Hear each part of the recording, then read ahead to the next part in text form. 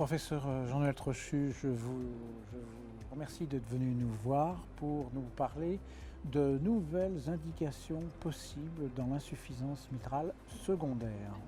Donc je vais d'abord vous demander, si besoin était, de vous présenter, de nous donner vos centres d'intérêt dans la pratique de la cardiologie. Très bien, merci pour cette invitation. Moi je suis cardiologue au CHU de Nantes et puis responsable du programme insuffisance cardiaque cardiomyopathie.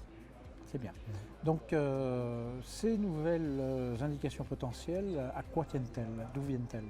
Alors on parle effectivement de nouvelles recommandations qui devraient, on l'espère, aboutir pour les États-Unis en 2020 et pour l'Europe peut-être 2022 sur le traitement de la régurgitation mitrale secondaire qui, alors il ne s'agit pas du tout de la fuite primaire qui correspond à une maladie de la valve mitrale, mais là on est sur une maladie du ventricule gauche avec dysfonction et dilatation qui vont entraîner une régurgitation mitrale sans anomalie de l'appareil mitral dans son intégralité. Et ces données nouvelles, elles reposent sur des études bien précises, je crois. Oui, globalement on est à l'heure actuelle sur des recommandations qui datent de 2017 avec des données concernant le traitement percutané avec le MitraClip qui étaient issues de registres. Or, fin 2018, on a, à l'été 2018 et peu de temps après, deux études fondamentales qui sont publiées, donc MitraFR pour l'étude française et puis l'étude COAPT pour l'étude américaine, et qui vont amener à repositionner les indications et puis qui ont conduit à de nombreux débats puisque sur une première lecture, les résultats apparaissent totalement opposés. On peut en dire un peu plus sans rentrer peut-être vraiment dans les détails. Mais alors globalement, l'étude MitraFR s'est intéressée à des patients qui avaient une régurgitation mitrale associée à une dilatation importante du ventricule gauche, une altération profonde de la fonction systolique. Et les résultats à 1 an et d'ailleurs 2 ans montrent qu'il n'y a pas de bénéfice au traitement percutané de la régurgitation mitrale secondaire avec le MitraClip. En revanche, l'étude COAPT montre une réduction très importante des réhospitalisations pour insuffisance cardiaque et puis une réduction de la mortalité. C'était l'étude MitraFR? Pardon? Vous avez dit MitraClip? Oui. Donc il y a MitraFR aussi. L'étude MitraFR, c'est l'étude qui s'intéresse au MitraClip dans le traitement de la fuite mitrale. Ah d'accord, voilà. Non, il faut le préciser parce que je crois que c'était deux études différentes. Alors. Ah non, il y a deux études différentes. L'étude française MitraFR pour le MitraClip et COAPT, l'étude américaine pour le MitraClip. Dans l'insuffisance mitrale secondaire également.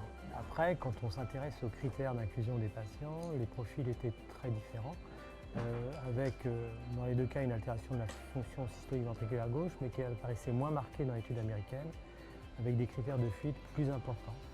Ce qui fait qu'on parle maintenant plutôt de fuite plutôt disproportionnée, c'est-à-dire une fuite un peu inattendue compte tenu de la dilatation des ventricules gauches, alors que dans l'étude française, la fuite est proportionnelle à l'importance de la dilatation du ventricule gauche.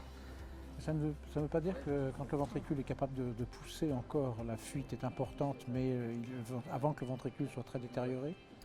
Oui, il y a de ça, effectivement. Après, on va y retrouver pour l'étude COAPT des patients qui auront des troubles de la cinétique segmentaire, notamment post-infarctus avec un trouble de la cinétique basale et inférobasale. Et puis des patients qui vont garder des troubles de la cinétique, il y a des troubles de la conduction électrique, donc de branches résiduelles. D'accord.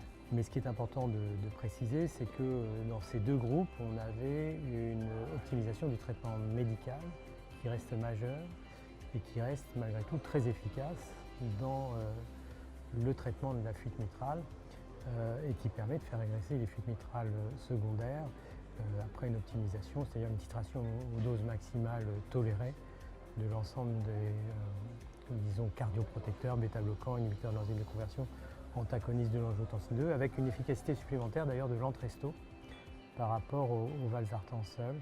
Donc il y a toute une gamme de traitements nécessaires avant d'envisager la perspective d'un traitement percutané d'une fuite mitrale résiduelle. D'accord. Et est-ce que tout ça, donc, ça va déboucher sur de nouvelles recommandations de nos autorités de tutelle, que ce soit en France ou aux États-Unis d'ailleurs?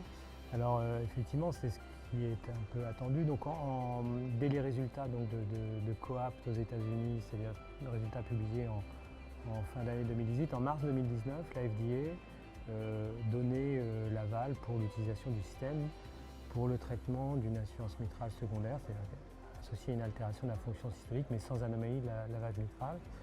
Et en France, les autorités françaises ont validé la possibilité de traiter ces patients par la HAS, en reprenant d'ailleurs les critères de l'étude COAPT, c'est-à-dire des patients ayant une fraction d'éjection entre 20 et 50%, avec une surface d'orifice régurgitant supérieure à 30 mm², et puis un ventricule gauche qui n'est pas si dilaté que cela, donc avec un volume télédiastolique inférieur à 96 mm/m².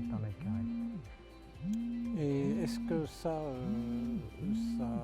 doit être tentant de plonger dans les indications avant qu'elles soient sorties officiellement? Est-ce que ça se fait en pratique? Actuellement, il n'y a pas de remboursement, mais sous cette réserve. Sous cette réserve-là. Après, on a dans nos patientèles des patients qui nous sont adressés avec des fuites mitrales qui apparaissent clairement disproportionnées et malgré l'optimisation du traitement médicamenteux, vont rester symptomatiques. Et dans ces cas-là, on pourrait justifier d'un bon usage de l'utilisation du clip mitral. Donc c'est après à discuter avec les pharmaciens hospitaliers et les établissements jusqu'à l'obtention du remboursement, mais qui existe déjà pour la fuite mitrale primaire. D'accord. Voilà. Est-ce qu'on a fait pour la question? Oui.